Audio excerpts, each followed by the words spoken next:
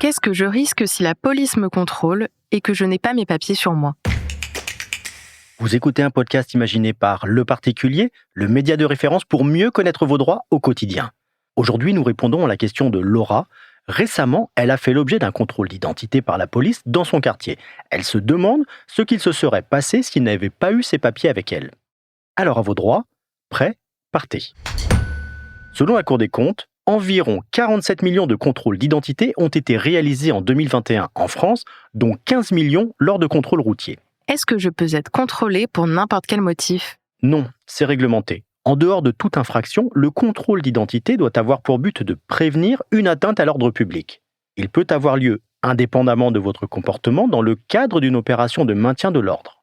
Le contrôle ne peut être réalisé que par un officier de police judiciaire ou un agent placé sous sa responsabilité. Un policier municipal peut aussi procéder à un relevé d'identité, mais vous pouvez refuser de vous y soumettre.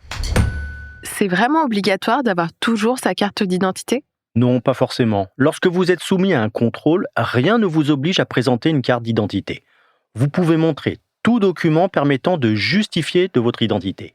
Bien sûr, mieux vaut présenter un titre avec photo, une carte d'identité, un passeport ou un permis de conduire. Sachez que même périmée, votre carte d'identité est recevable à condition que vous soyez reconnaissable sur la photo. Par ailleurs, avec le développement de la carte d'identité numérique, il suffit désormais de sortir son téléphone pour apporter la preuve de son identité. Et si je n'ai pas de pièce d'identité avec photo ? Dans ce cas, d'autres documents peuvent être recevables, comme la carte vitale, la carte d'électeur ou votre livret de famille par exemple.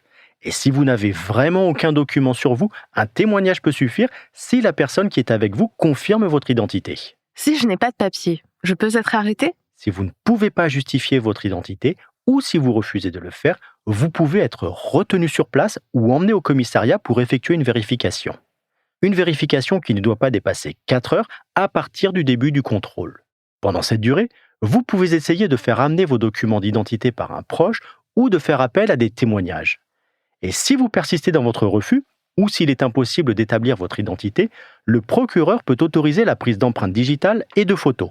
Et si vous refusez encore, vous êtes passible cette fois de 3 750 € d'amende et de 3 mois de prison. Je suis Arnaud Saugera, journaliste au particulier. Merci d'avoir écouté cet épisode.